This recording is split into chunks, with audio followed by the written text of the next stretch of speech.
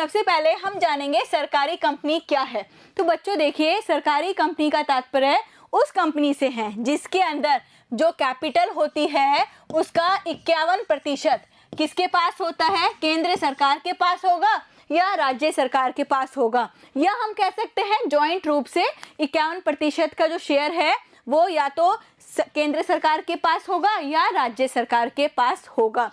और इसका जो पंजीकरण है, इसका जो रजिस्ट्रेशन है वो कंपनी अधिनियम 1956 के अंतर्गत किया जाता है। तो हमें क्या समझ में आया बच्चों, परिभाषा अगर हम देंगे सरकारी कंपनी की वो ये देंगे कि सरकारी कंपनी का तात्पर्य उस कंपनी से है जिसका जो चुकता अंश पूंजी है उसका 51% भाग या तो केंद्र सरकार के पास है या राज्य सरकार के पास है, या हम कह सकते हैं संयुक्त रूप से केंद्रीय एवं राज्य सरकार के पास होता है।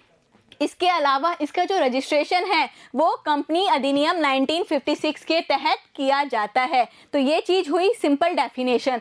अब हम इसके देखेंगे लक्षण, क्या इसकी कैरेक्टरिस्टिक्स होती हैं। तो पहला पॉइंट समझिए कि सरकारी कंपनी होती है उसका सम्मेलन किस कंपनी के अधिनियम के तहत होता है, 1956 के तहत किया जाता है। तो सरकारी कंपनी का सम्मेलन कंपनी अधिनियम 1956 के तहत किया जाता है, 1956 के अंतर्गत किया जाता है। अब देखिए, जो सरकारी कंपनी होती हैं इनका जो अस्तित्व होता है वो पृथक होता है, सेपरेट लीगल एंटिटी के तौर पर ये होती हैं। इनका जो अस्तित्व है, इनका नाम, इनका साइन, सब कुछ चीज़ अलग होती हैं। तो इसका मतलब क्या हो गया, इनका अपना पृथक वैधानिक अस्तित्व होता है। तीसरा पॉइंट समझिए कि जो कंपनी है उसका जो पेड अप कैपिटल है, ठीक है, जो कम से कम 51% जो चुकता अंश है वो सरकार के पास होगा, ठीक है। तो देखिए, कंपनी की कम से कम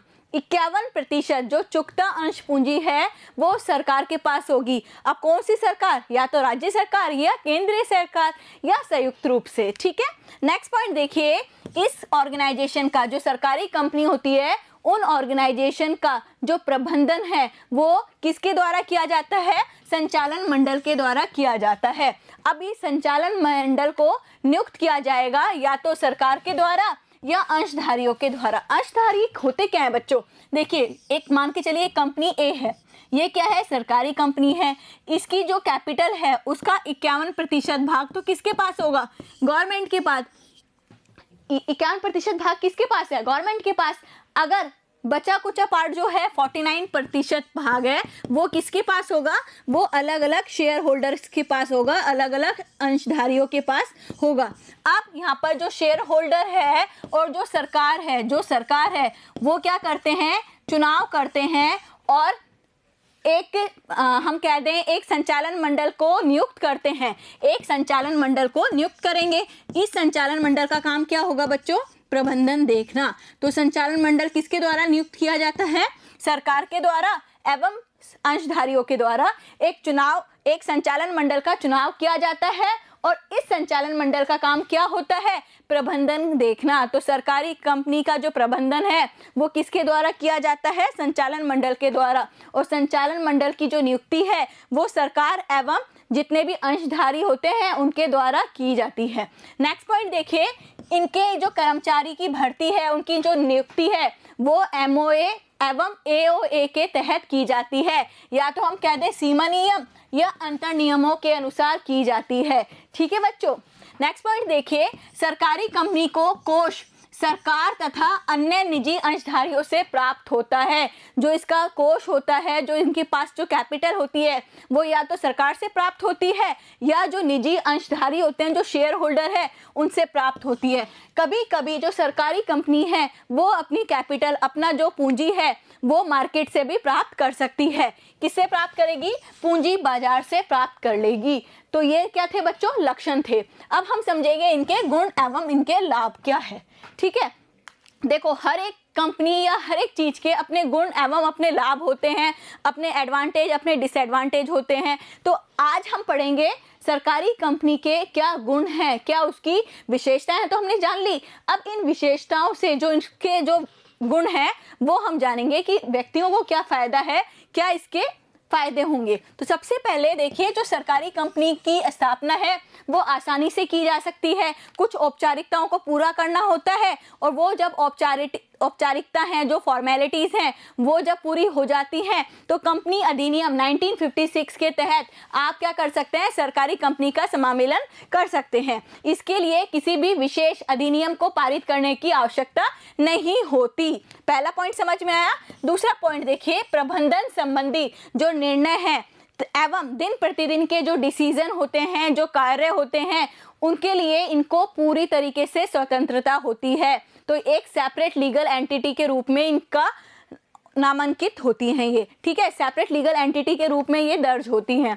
थर्ड पॉइंट देखिए, यहाँ पर पेशेवर प्रबंधकों को उच्च वेतन पर नियुक्त किया जाता है। मैंने आपको पहले ही बताया था, संचालन मंडल की नियुक्ति की जाती है।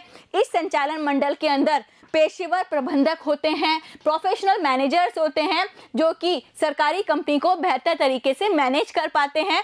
और सरकारी कंपनी को मैनेज करने के लिए जो इनके गवर्नमेंट होती है, या हम कह दें जिनसे ये अंश प्राप्त करते हैं, शेयर होल्डर से अपने अंश प्राप्त करते हैं या अपनी पूंजी है उसको प्राप्त करते हैं, तो वो क्या करते हैं, एक संचालन मंडल को नियुक्त करते हैं। और इस संचालन मंडल में पेशेवर प्रबंधक होते हैं जो कि ऊंचे वेतन पर नियुक्त किए जाते हैं। और इनका कार्य क्या होता है, इनका कार्य होता है बेहतर सर्विसेज प्रोवाइड करना और कंपनी को बेहतर दिखाना, ठीक है, बेहतर कार्य करवाना, ठीक है।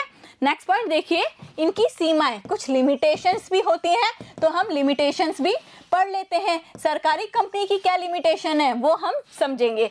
सबसे पहले सरकारी कंपनियों के अंदर सरकारी जो कर्मचारी होते हैं, अधिकारी होते हैं, मंत्रीगण होते हैं, उनका हस्तक्षेप बहुत ज़्यादा होता है, क्योंकि 51% जो चुकता अंश पूंजी है वो सरकार के द्वारा प्राप्त होती है, इसलिए इनका हस्तक्षेप भी बहुत ज़्यादा होता है। दूसरा पॉइंट देखिए, संसद के प्रति प्रत्यक्ष रूप से जवाबदेह नहीं होने के कारण भी वे अपने सैद्धांतिक उत्तरदायित्व से बचती हैं, जबकि सरकार से जो वित्त प्राप्त करने वाली जो कंपनियां हैं उनको ऐसा नहीं करना चाहिए। देखो यहाँ पर सिंपल कहा जा रहा है कि ये अपने जो इनका जो स्टैट्यूटरी जो कंप्लायंसेस हैं, या हम कह सकते हैं सैद्धांतिक जो इनका उत्तरदायित्व है, उससे ये बचती है, जबकि इनको ऐसा नहीं करना चाहिए। नेक्स्ट पॉइंट देखिए, इनके जो निदेशक मंडल होता है उसमें मुख्यतः राजनीतिक होते हैं, बहुत बड़े सरकारी अधिकारी होते हैं, और उनका जो मुख्य उद्देश्य है वो कंपनी की कार्यकुशलता को ना बढ़ाकर, कंपनी को प्रॉफिट ना देकर, जन कल्याण ना कर सिर्फ और सिर्फ अपने जो राजनीतिक स्वामियों को खुश करना होता है। और इस तरीके से ये एक टाइप की लिमिटेशन हो गई सरकारी कंपनी की, ठीक है। अब हम इसको देखते हैं, इनकी उपयुक्तता कहाँ कहाँ है।